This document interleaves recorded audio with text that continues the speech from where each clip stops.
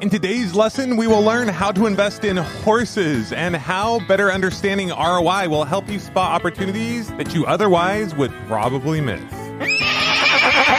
Hey, what is going on, my fellow and future millionaires? Welcome to another episode of the Millionaire University podcast. In today's lesson, we are going to learn about horse investing. What? Yes, you heard that right. I just bought a horse and I'm super pumped. Her official name is Stand Up for Glory, but we call her Fergi for short, and she is awesome. And the coolest part is I don't have to feed this horse or take care of this horse or clean up its poop or anything. In fact, I know nothing about horses. Excuse me, Professor Williams, excuse me. Yes, child. If you know nothing about horses, then why would you buy a horse? What an excellent question, my child. Gather round, my children, and I will tell you the story of Fergi, the future fastest quarter horse in America. It all began a couple of months ago when my sister-in-law, Janelle, called me up. What's up, Justin? So I got these kids. They're like eating me out of house and home. I need to make some extra cheddar, you know? You got anything for me? Janelle had heard the legends of Mr. Make It Rain Williams, and if there was anyone that would know how she could get some extra dough, it would be him. It just so happened that at the same time of Janelle's phone call, Mr. Williams was looking for some more millionaire mentors to join him on his new hit podcast, Millionaire University. So Janelle immediately started reaching out to other millionaire makers in search for the perfect match to help take the Millionaire University students and their bank accounts to the next level. The problem is Janelle was too good at her job, and within 1 to 2 weeks, Professor Williams had more millionaire makers knocking down his door than he knew what to do with. Janelle was so good that she worked herself out of a job.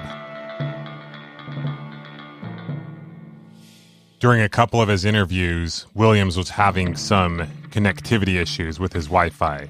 Techie Tech Pants Tara came to the rescue once again and helped Mr. Money Man Making Williams hardwire the computer in his closet, aka the studio, so that the Millionaire Maker Mentor interviews could reconvene once again. Professor Williams wanted to test his connection, and he knew just the person to call. He knew a while ago that Janelle started a side business that had something to do with horses, but he had no clue really what it was all about. Mr. Opportunity Spotting Money-Making Williams was incredibly intrigued with Janelle's horse business, and it wasn't until after the call that it hit him. The record button was left on the entire time. How is your business going? I'm getting busier and busier for the horse stuff, but it's never going to totally support a household. But it's running on its own. I am getting busier and busier.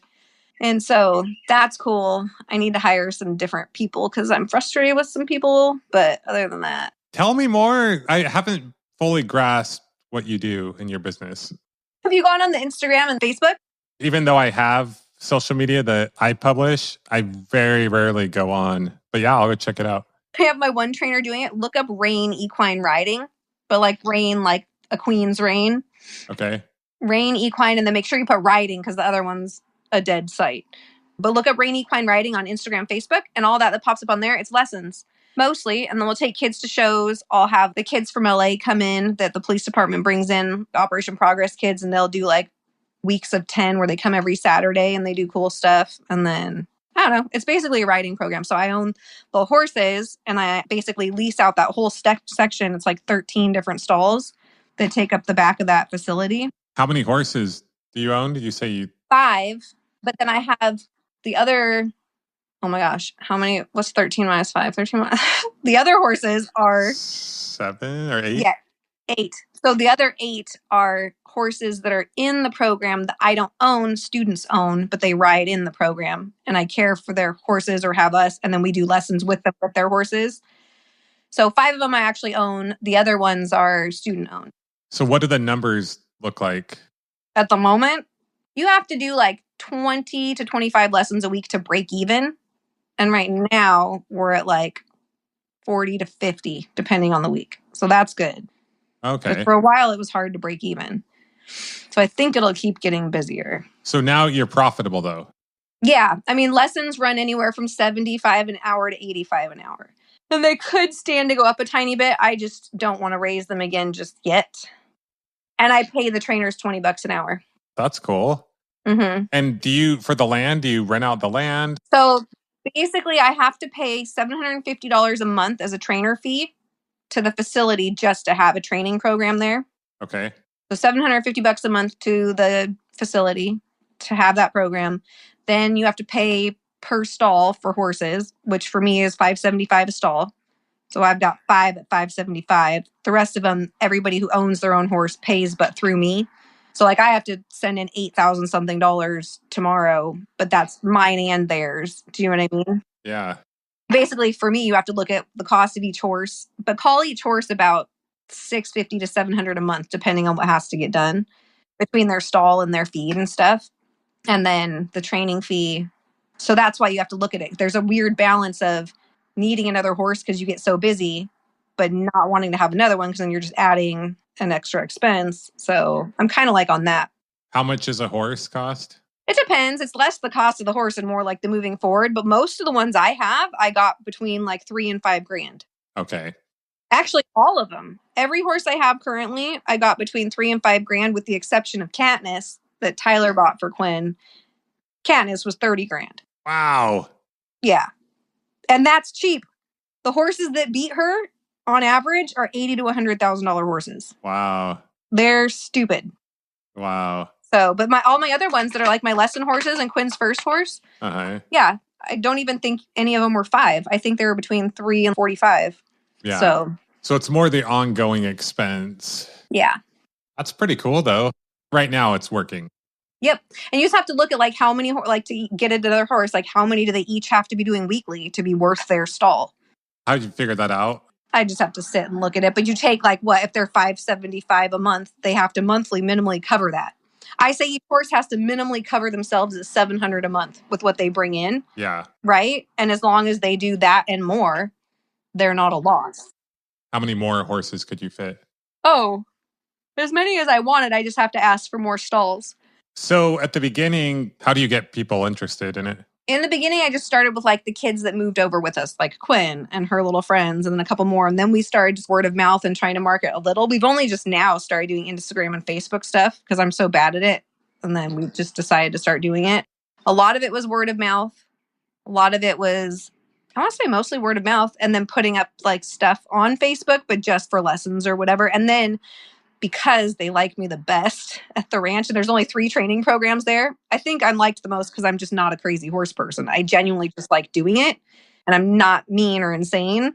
But there's only 3 of us, and we're the only ones that do Western and English, not just one. We're actually the only ones that do English too there.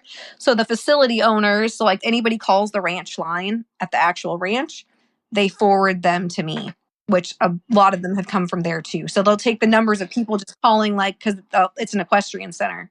So anyone who just calls the equestrian center saying, I'm looking for riding lessons, they'll forward me the message that has the number on it. Mm. Did you have people that do bi-weekly, twice a week, or once a week? Or most of my people buy a monthly package. So basically, if you buy it in a package and you pay by the 5th right now, your lessons go down to $75 for the hour. If you just pay as you ride, it's $85. So most of mine ride a minimum of once a week. So most people are on a package. Okay. Because it's just a minimum of 4 in a month. If you happen to have 5, you just pay for 5, kind of a thing.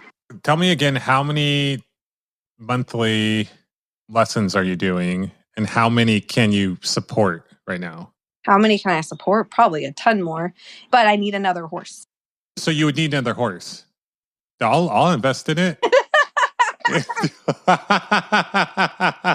you want to invest in horses, I'm telling you, what I am going to look for eventually, I'll take you up on it if you're serious, because it is a thing. I want to wait till it's more profitable to be like, sure, it's something like to join in on. Because I only in the last year got this to where it's at least break even and profitable. Yeah. The year prior, it was a loss. Totally.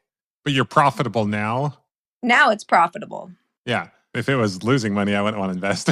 No. No, but I mean, you're saying it's $3,000 to $5,000 the upfront cost. And then it's just kind of like, as long as you're covering the horse. I can't do the numbers in my head, and you're on my calculator in my screen. What, 700 a month divided by, even say it's just at 75, was 700 divided by 75 would be 9.3. I mean, it's close to 10, but that's the thing. And then subtract out whatever times how much I have to pay the trainer per lesson, right? So times 55, or 700 divided by 55, right? Because that's all I can make if I'm paying $20 to a trainer. 700 divided by 55, 12.7. So as long as that horse does 13 lessons a month, they break even. On average, I have a horse doing 2 a day. They should, no matter what, do that as long as the month stays decent. They go anywhere from 1 to 3 times a day. Oh. Except for Sundays, just not Sundays. Sounds like break even is easy. Yeah, it's not so bad now. It's easy if you have the demand. Yeah, exactly. You're getting more demand. You're getting busier. Mm-hmm. But now you need another horse. I'm right there where it's like that break point where you're like, ooh. Are you turning people away? No, but if I get even 5 more clients, I'm overworking my horses. If I get even 5 more that come once a week, then people are getting out too much, kind of. You don't want to overwork them. What considers overwork? What's the max a horse should do? 3 in a day. But every day they shouldn't do 3. How many should they do a month? It totally depends on what they're doing. Because they could be out there jumping and they could be doing crazy stuff, or they could be trotting around with a little kid. So that kind of depends on so many factors. But on average, so there's, let's say 30 days in a month. 3 would be 90. So you're saying that's overworking it. But do you think on average 2 per day, sometimes 1, sometimes 3? No, as long as like one's decent and one's not, and then they get a Sunday break. That's the thing. Because you give them a little off day or a day where they're not working so hard. So if they did 2 to 3, 6 days a week, and then they had 1 day off. Yeah. So let's say like 2.5 times 6. That's 15 per week times 4.3, because that's how many weeks in a month. So 64.5, we'll say 65 lessons per month. Yeah. And each lesson makes 75 to 85. We'll say 75. We'll go on the lower end. Times 75. So each horse, each month, not including expenses, could make up to like $4,837 and 50 cents. And 50 cents. Don't forget. I should have subtracted $20 because that's what you pay the instructors. Mm-hmm. Yeah, so each horse would make closer to $3,000 a month. Yeah. After paying them. That's about right. And then there's things where like you can also use certain horses for birthday parties, which when I showed up the other day for 1 hour, it was $300 for 1 horse out. It depends. There's random stuff, or taking them to a show. I charge the kids per horse that they take. There's different things, but mostly is lessons. I don't know. It sounds pretty interesting to me. I'll invest in a horse. I'll buy a couple. You'll buy a couple horses? It's a cool thing to own, man. So wait, tell me again, the people that keep the horses with you, how does that work again? They just board under me. So they, instead of boarding straight through the facility, they pay me their board, and I pay through me because I get a discount for having so many and for having the training program there. Okay. And do they use their horses for the training program or no? I don't use their horses for lessons. I only use their horses for their lessons. Gotcha. How much do they pay you for boarding? They pay me $600. And how much do you pay? $575. I don't try and profit off of the difference. I just split the difference with them. I get a discount. So the board should be $625.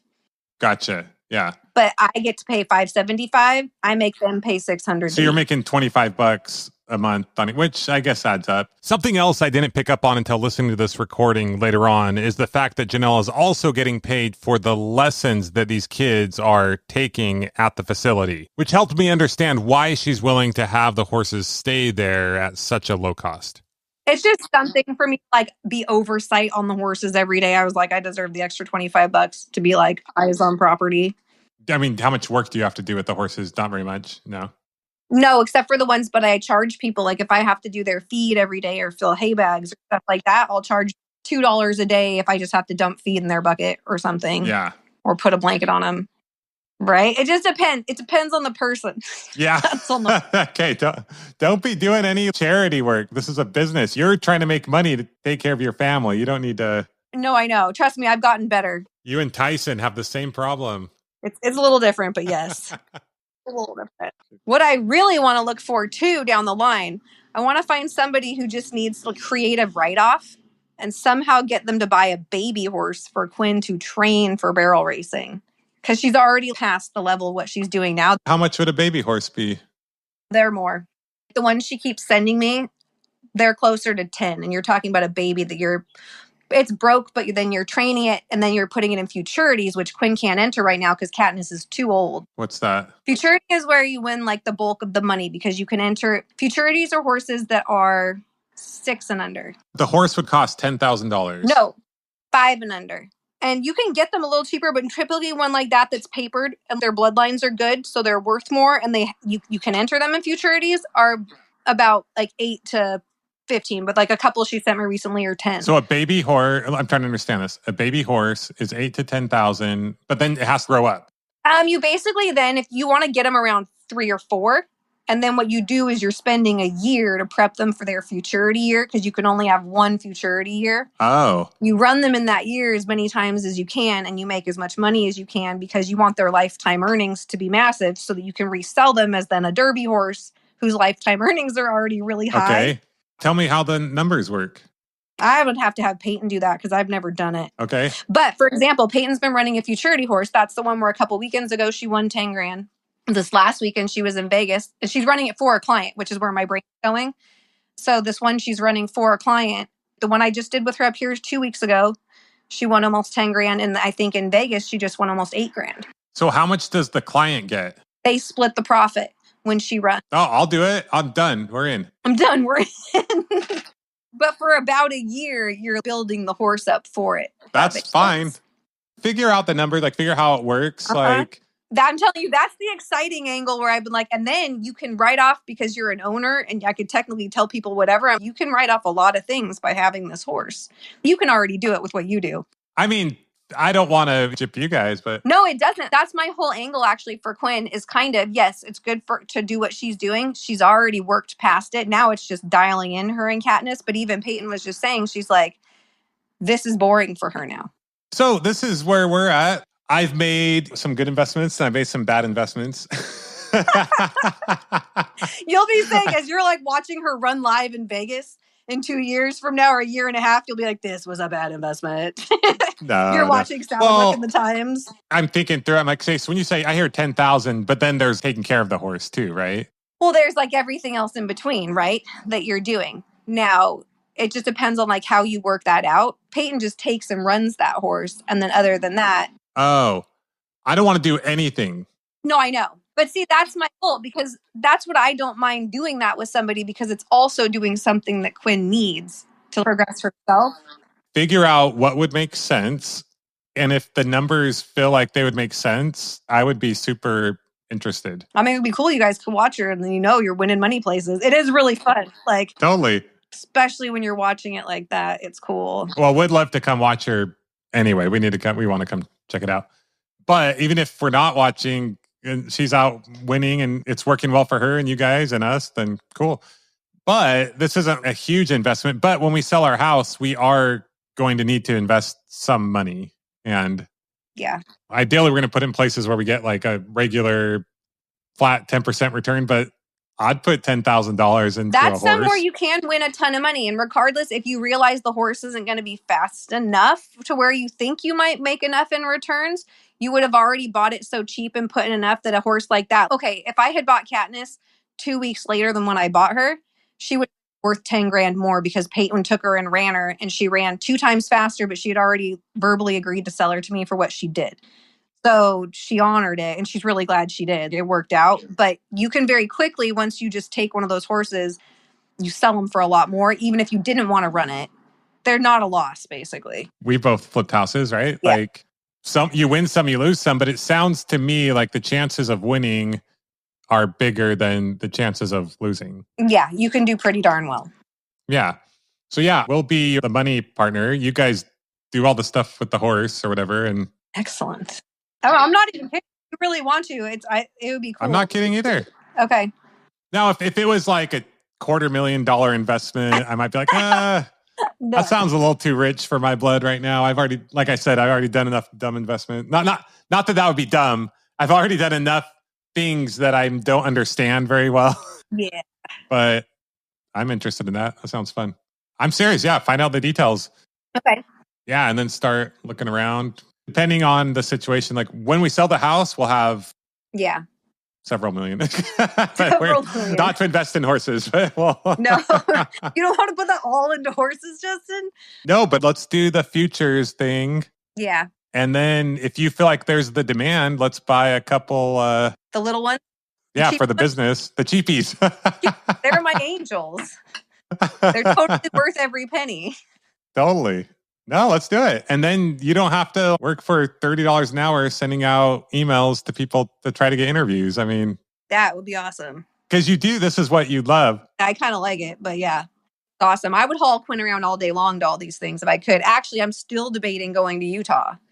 Big money in Utah in the next month. Strawberry days, huh? There's like 2 back-to-back weekends of barrel races. Awesome. Like an hour and a half south of Lehigh? Nope. Hour and a half south. That must be like in the middle of nowhere, huh? It is. Oh, for sure it is. For sure. Oh, Selena. Oh, yeah. I never would have guessed. Yep, middle somewhere. But yeah, it's like middle of nowhere out there. Let's do a few of the... Yeah, anyway. I'll buy some small horses. I'll buy I'm in. Let's go. All right. We could probably do a little bit right now, and then we could do a lot more when we sell our house. So. Okay, cool.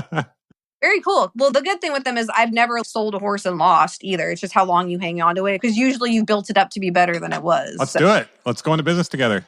Excellent. A couple weeks later, Janelle found the perfect horse. Fergi, Stand Up for Glory Williams, the fastest future quarter horse in America. Alrighty, well, I hope you all enjoyed that story as much as I did. So let's break down a little more of what happened on this call with Janelle and the opportunities that I spotted, how I spotted them. I'll get you inside of my brain. I'll help you understand a little bit more about ROI and how you can go about spotting these opportunities yourself. So what I was hearing from Janelle is essentially there were 2 different opportunities here. Opportunity A, the cheapies. Okay, if you're a horse person, I'm totally kidding. But these are the horses that she uses to give lessons to her training students. The cost of one of these horses was $3,000 to $5,000. Later on, she said it was more like $3,000 to $4,500. So let's say $4,000 just to make it easy. Then the cost of the stall plus taking care of the horse, food, etc., was anywhere from $650 to $700, but we'll go with $700 to keep things conservative, and so we have an actual solid number to work with. Then Janelle said the cost of each lesson was $85 or $75 if they paid on an ongoing, regular basis. So once again, to be conservative, let's go with $75 per lesson minus $20 to the trainer per lesson. So that gives us a grand total of $55 per lesson. Then Janelle helped us understand that each month, each horse can run roughly about 65 lessons safely. But once again, to be conservative, let's go with 60 lessons per month per horse. So if you take 60 lessons per month and you multiply it times $55, that's a total of $3,300. Now, I figured there could be some other expenses. I know Janelle mentioned a $750 per month entire payment for the entire facility. So maybe we're covering our portion of that. Maybe there's some vet bills in there. Maybe some months are slower than others. So I decided to bump down the total monthly income per horse to $2,700. I also did this because it helps make the numbers really easy. So if you take $2,700, which is the total income brought in per horse, and then you subtract the $700, which is the cost of the stall and taking care of the horse,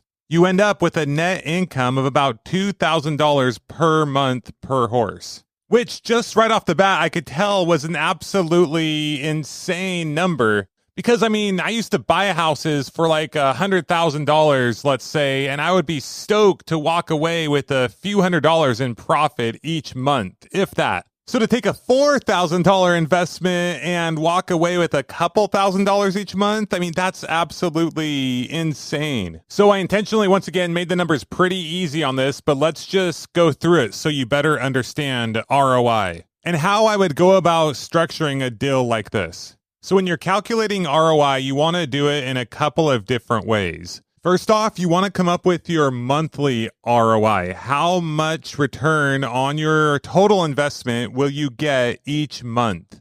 Now, a little side note that I forgot to mention is I always calculate the return that the money can make on the deal before structuring the deal because it helps give you a better idea of what you're looking at. So you know what different considerations you can take into account. Now, with this investment, once again, I want to be clear. It's really important to make sure that the demand is there. Obviously, if the demand is not there, then you're not going to make these kinds of numbers, right? But we were conservative, but once again, assuming there's at least like a pretty decent demand. Okay, back to the calculation. So if you are investing $4,000 and you're making $2,000 back each month, which once again is insane, right? But once again, that's why I saw such a big opportunity here. So, okay, let's continue. So $4,000 invested to get back $2,000 per month. That's a 50% monthly return on your total upfront capital invested. Crazy, right? So then you take the 50% per month and you multiply that by months in a year, which hopefully we all know is 12. So 50 times 12 is 600 or 600% for the year, also known as or referred to as a 600% annualized return. What? And as you may or may not know, usually when you're talking about return on investment or what kind of return are you getting, you're referring to an annualized return. And average annualized returns that most people look for are anywhere from 6, 7, 8, 10%, sometimes 12%, but that's like the high end. I mean, there's a lot of people who are stoked to put their money in a CD or something that's only earning 2 to 3%. So to look at this and see a possible like 600% annualized return, I mean, no brainer all day long, in my opinion. So how would I go about structuring a deal like this? I mean, there's all kinds of different ways, and it depends on if you're the one who has the opportunity or you're the one looking for opportunities, you're the one spotting opportunities. So what is an absolute no-brainer to me is if Janelle approached me, for example, and if she was like, hey, I think I can create the demand. Do you want to be the one who buys the horses and pays for their monthly costs? We'll do the training and the scheduling and all that, and we'll split the profit with you from any of the horses that you own or paid for or however you want to work that out. See, that to me is a huge win-win because on my money, with the numbers that we came up with, I would be getting maybe in the ballpark of about 300% annualized return. For Janelle's part, it's probably a no-brainer because she's out there training anyway, and she's able to get a 300% annualized return on my money while risking nothing but giving a little bit of her time, which won't be too much of her time, assuming that she has people that want the lessons anyway. Now, other ways you can look at opportunities like this, and I'll give an example. There was one time where I was talking to this guy who had a business where he did like grass-fed cows and chickens and stuff like that. And he wanted to expand his business, but he just didn't have the capital to do it. So I ran the numbers with him. I said, okay, how much does it cost to buy a cow? What's the cost of taking care of it? How long does that take until you are able to sell the cow? What can you sell it for? And we ran the numbers, and it was kind of maybe not quite as high as what we're talking about here, but pretty similar numbers in that the ROI was absolutely insane. And so I said to him, I said, hey, you can either go to someone and they can give you the money and then you guys can split the profit. And I said, I would be happy to do that if you want, by the way. And I said, or you can find someone that you know, and knowing that you're going to be making like 100, 200% annualized return on whatever capital is invested, you can offer to pay them like 10% on their money. Now, I want to be clear here. I'm not an attorney. Like there's certain rules over like raising money and stuff, but he just had like a close friend or family that was willing to lend him money at 10%. They were stoked. He was stoked. They came up with an agreement. and they lent him money at 10% and he grew his business. So, I joked around that he was flipping cows and flipping chickens and getting an insane return. It was also after understanding ROI and annualized return on investment and overall monthly return on investment and these kinds of things that it's no coincidence that the year after that is when Tara and I started flipping tons of houses. We went from like making $50,000 one year to making high six figures one year, and then flipping over 100 houses the following year and making our first seven-figure income. Because essentially what I was able to do is I recognized that we were making about 15% per house. Right now, I'm not talking monthly. I'm talking about one-time investment here. This is another way to calculate it.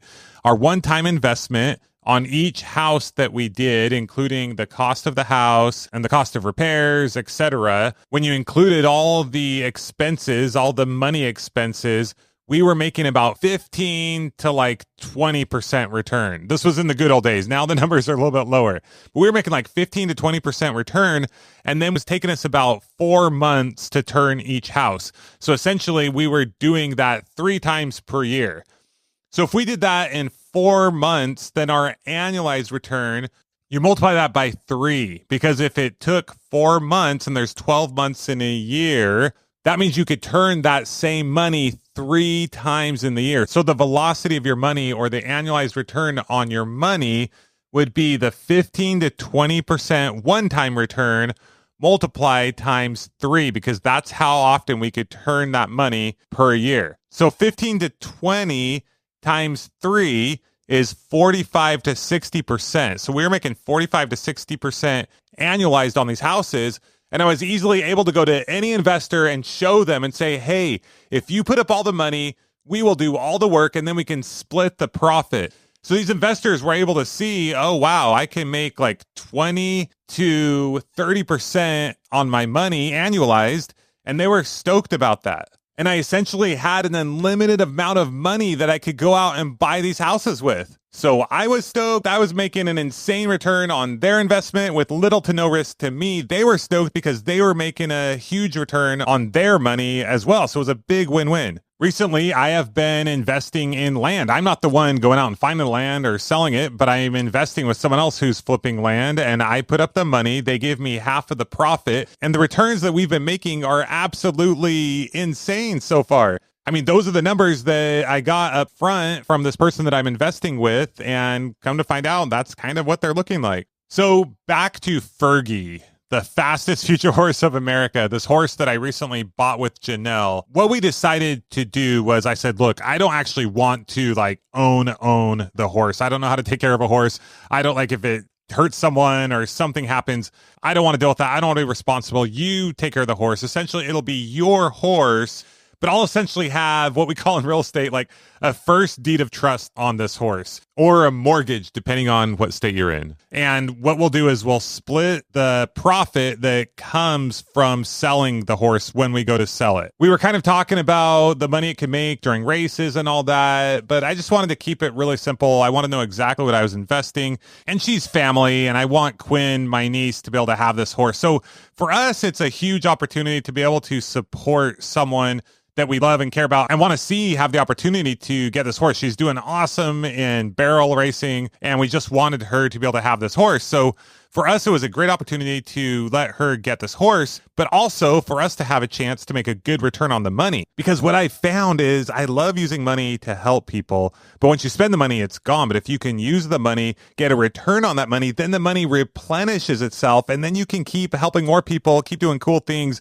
and it's just freaking awesome. So in the case of Fergi, essentially in a nutshell, this is what we're going to do. Now, when Janelle listens to this, she might say like, oh, you totally botched it. But this is like the best of my understanding without going through tons of notes and recollecting everything. Essentially, Tara and I are in $12,000 for the horse. It costs $7,500 up front. And then there's some like upfront medical vet bills and stuff like that. And then we're covering the first several months of taking care of the horse, feeding, all that stuff. So our agreement essentially was we will cover the cost of the horse, some of the first few months, some of the upfront costs, which allows her to be able to get the horse, and then she'll cover the ongoing costs from there. Quinn will train it, ride it, get it broken in, and then in about like a year and a few months, it'll begin its futurity year. We decided to do each of the races separately. I mean, I could have worked out a whole deal, or maybe I would have made more money or whatever. But I was like, let's just do each race by race, and we'll either pay for the costs and pay for some of the expenses, and then we'll split the profit, or you can cover it and then you don't have to give us anything. And it was just kind of an easy way to kind of get this deal done. But essentially, she trains the horse, she runs the horse, they take care of it from here on out. And then based on that, essentially the horse is worth more value because it'll be trained, it'll have hopefully gotten some good times. And then in like 2.5, maybe 3 years, we can choose to sell the horse, or I don't know what the next thing is, but essentially if we sell the horse from there, I mean, it could be worth $20, $25, $30,000 or something like that. Now, these numbers aren't quite as big as the numbers I was talking about, right? Like the 600% annualized return. But still, just for fun, let's come up with a couple different scenarios. So we're into the horse for $12,000. Let's say that we sell her in 3 years for $30,000. First, we'd get back our $12,000 investment. Janelle would get back some of the expenses that she put into it, which, let's say, to make numbers easy, was a $6,000 amount. That would leave $12,000 profit that we would split. So we'd each get $6,000. So if we got $6,000 off of a $12,000 investment, our one-time return in this case would be 50%. Now, in this case, to calculate the annualized return, we would need to divide by 3 versus multiply because it took 3 years instead of like 4 months. Hopefully that makes sense. So a 50% one-time return divided by 3 for 3 years would give us a 16.6 annualized return on our investment. Now, there's a chance that we could sell the horse for 2 to 3 times as much, which would essentially double or triple our investment to 32%, or what's 16 times 3? Oh, duh, that puts us back at the 50% annualized return. So there's all kinds of cool stuff that could happen. Now, there's always the off chance that we make a lower return too, but I just feel like the odds of us doing pretty well on this deal are pretty good. But for us, more importantly, it was once again the opportunity to see Quinn be able to get this new horse and be able to live up to her potential as a rider. And it just sounded cool to be able to say that I own a horse. Okay, kind of.